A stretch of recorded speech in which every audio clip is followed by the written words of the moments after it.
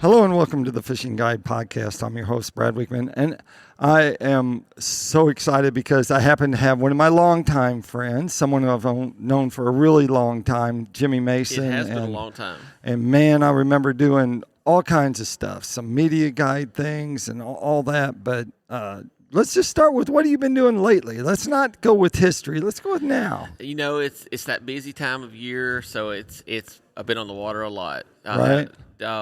The last month or so, primarily concentrating on smallmouth. Now it's kind of transitioning to a largemouth at Guntersville, but It's been a really great spring so far. So talk about it. You just dropped Guntersville, but tell them where you guide at because you... I guide on the 4 Tennessee River Lakes in North Alabama, Wheeler, Wilson, Pickwick, and Guntersville. Primarily Pickwick and Guntersville. They're probably take up 75% of my trips. All right. You know, in the springtime, a lot of guys want to come and catch big smallmouth. Right. So it's a lot of Pickwick in that March and early April time frame. And Guntersville is such a great lake in April and early May when the fish are up shallow spawning, just like they're here at the Cup. And it's easy for guys that don't fish a lot to catch a lot of fish.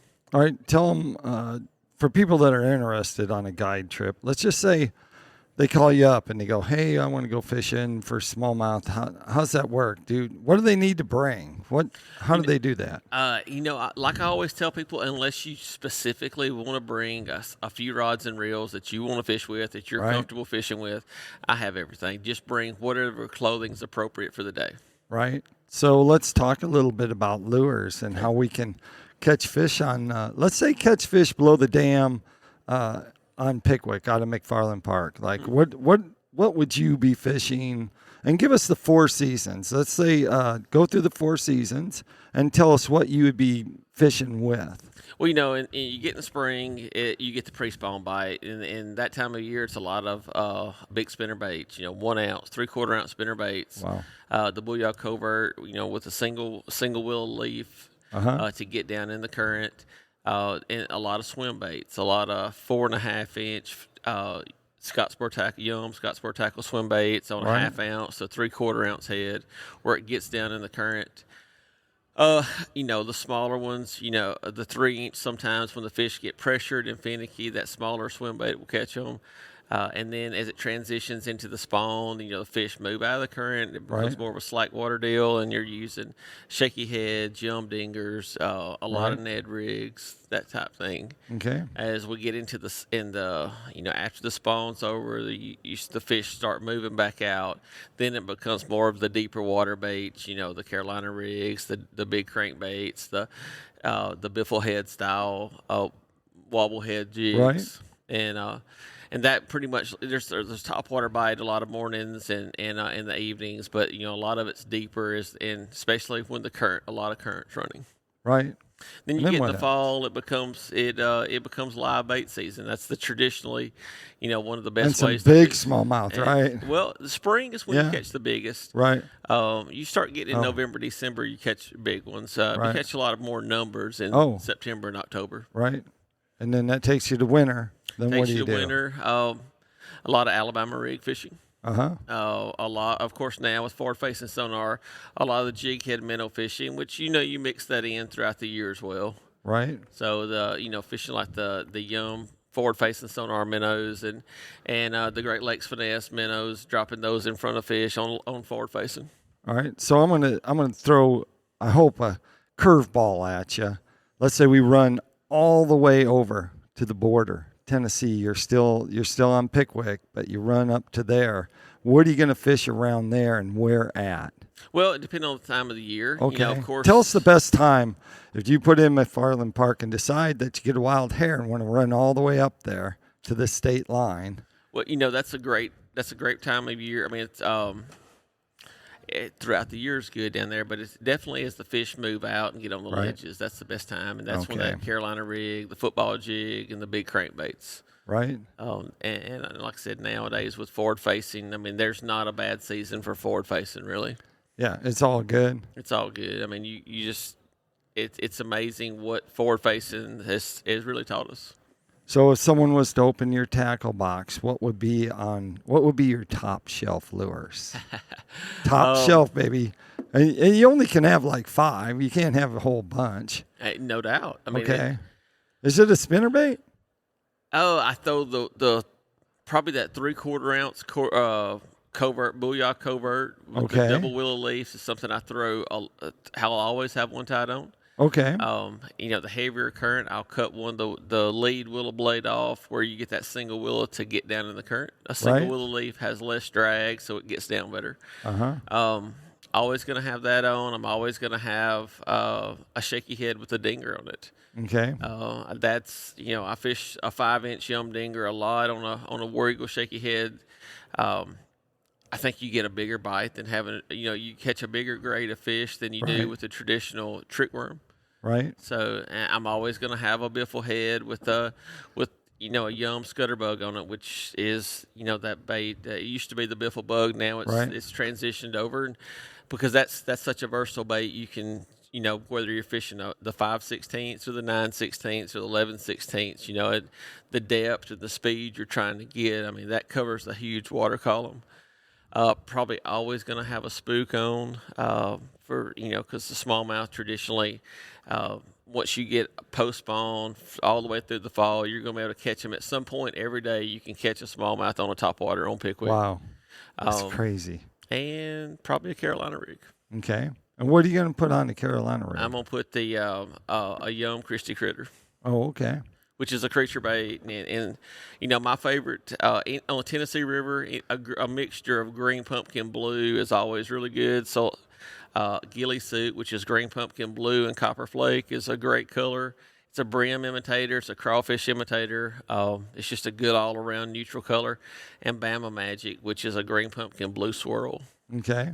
Yeah. So those are like every reservoir that you guide in is a good reservoir for soft plastic, isn't it? It is. Tell us how are you going to rig like a soft swim bait, and tell us which one, but tell us what jig head you're going to use and kind of line size and kind of rod size. Because are you switching your rod up when you go to bigger, heavier swim baits? So tell us. Definitely. And when you're my standard for throwing a swim bait, whether it be out on the ledges or in the current, is going to be a 4.5-inch Yum Scottsboro tackle swim bait, and with a 1/2 ounce recon head. Now, if I'm trying to get deeper or the current's really ripping, I'm going to throw a 3/4 ounce. Right. But I'll start out with a 1/2, and if I'm not making bottom contact, then I'll bump it up to a 3/4. That same swim bait, like I use at Guntersville a lot right now, except I'm throwing it with an owner beast hook. Right. The 6/0 owner beast hook with a 1/4 ounce weight, and I'm swimming it over the top of the grass. And that lets you get, these fish through when you can see the black shadows of the grass or up in that shallow milfoil. The fish are trying to bed. You can throw that on that weighted hook, throw it weedless on that weighted hook and get a ton of bites. Right. So it's a real versatile swim bait because, either with a weighted hook or the jig head, you can fish it shallow, high in the shallow grass, or you can fish it deep on the ledges or in current. Is there a certain color you like on that? This year we've had a lot of muddy water, so I've thrown the blueback chartreuse a lot. Overall, probably pro blue pearl is my favorite. It's kind of a neutral shad color. Right. So let's talk about rocks and river fishing. Rocks love to eat lures. Now, I know you may have an unlimited supply of lures, but no one likes to sit and retie all the time. So what's your strategy? Like, give us a couple lures and your strategy for not getting hung up, and especially like crankbaits or a swim, a swim bait like style. with a big crankbait or the swim bait, whenever you're fish cranking the rocks or throwing a swim bait over a rocky patch shell beds or anything like that out on the ledges, getting behind where you were. Sometimes you hate to do that because, like, if you're casting on a group of fish and you get hung, you really hate to get on top of them. But, you can get on the other side. Usually it's going to be trapped in a crevice, so that if you get behind and reverse your pulling angle, Right. you're going to be able to pop it free. If that doesn't work, I make a lot of pocket rocks, and which is basically like a 3-ounce catfish Right. weight with a little snap on it, and drop it and put it on my line and drop it down on. What's the tips though for not getting hung up? Like, do you always go up current? Is there certain things that I know that after a while you're like reading a seam, and tell us what a seam is. A seam is where a faster current and a slower current basically either come together or slack water and the current come together. So those fish will sit in the slower moving water, Right. facing up and letting that faster moving current bring it. So, when you're presenting your bait, you want to always try to bring it with the current. That's a more natural presentation. And it also, your bait, when your bait is working down current, you won't hang as much. Part of it is, is experience, so Right. you're trying to anticipate what you're fixing to hit before you hit it. So a lot of times you'll actually feel like the rock or if it's a stump or whatever, you'll feel it on your line before your bait gets to it. So when you start feeling, a lot of times you'll feel your bait approaching it by your line making contact with whatever you're trying to hit. Right. And then you want to kind of speed up your retrieve a little bit to kind of rise it up over there. If it's a crankbait and you start feeling your line hit the stump or the rock, you back off a little bit, let the crankbait float up. So that's probably just learning the feel of your line making contact with the cover and anticipating your bait fixing to get to it.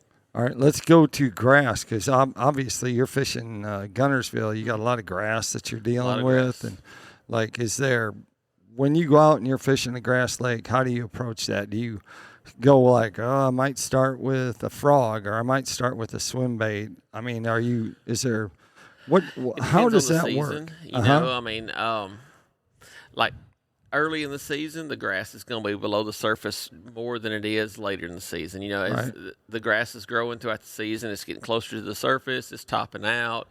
And that changes your approach. Early in the season, you're throwing a lipless bait or a bladed jig where you can work it over the top of it. And then as the season, as the fish go on bed, you're throwing more plastics and moving out deeper. You're kind of changing your bait as the season goes along. Right. Guntersville is a lake that the grass has changed tremendously over the years. And, years ago, eelgrass was a very minor player over there. Right. And we would actually look for clumps of eelgrass. And I can remember in Alabama Bass Trail, we had a top 5 in that this was the first year that was. And we were specifically looking for patches of eelgrass, and some of them will be the size of this table. And we probably had 20 of them marked and just rotated with them throughout the day. And like I said, had a top 5 finish. Well, then now eelgrass has kind of become the predominant grass in places. So you're looking for patches of hydrilla and milfoil in the eelgrass and kind of a reverse. So knowing the different types of grasses is huge because there's sometimes, where anytime you find a mix of grasses, that's a place that you really want to remember, mark, because when the grass mix, the fish really like that for some reason. And a lot of times you'll have a bottom type transition because certain different grasses grow better in different bottoms. So one of the biggest drawbacks to eelgrass over the years is it breaks up so much. The coots pull it up, and just it breaks up. The wave action breaks it up, and it'll float to the surface, and it will shut down certain areas. When you have the wind blowing into a bay or blowing across one side of the lake to the other, a lot of times all that broken eelgrass will float up and make an area unfishable. So you'll actually come to an area that's been one of your, your key areas, for several days, and all of a sudden there's just mats of floating eelgrass or so much eelgrass floating on the surface that you can't effectively work a bait through. And there's really nothing you can do except leave for the most part. Now, a little trick that I've started doing the last few years with some of my clients is, once we get into May and June, Guntersville is a great topwater lake. Right. It's a great for a popper. My favorite's the Booyah Boss pop, and catch a ton of fish every year on it. But sometimes that eelgrass will just totally shut an area down with that. But you can take a little small weedless popping frog. Right. And even though it's not matted up, it's just scattered on the top. You can fish that popper just like that popping frog, just like a popper, and have a lot of luck. All right, so I know you don't own any spinning rods because, you're on the TVA lakes and fishing those big beast things, and I know you don't have any, but go ahead and tell us what's your 2 favorite rods if you have a spinning rod and your bait caster. If you can only have 2 laying on your deck, you got to have a spinning rod, you got to have a bait caster. That's a tough one. Probably in spinning rods, I probably have a dozen in the boat just because, a lot of clients. And honestly, fishing's changed where, finesse will definitely catch more fish. And Okay. a loose 7-foot medium. Right now, throwing a lot of the new LFS series, which is Tell them what that stands for. The acronym. Light, fast, and strong. And it's. I thought that was your nickname in high school. That's right.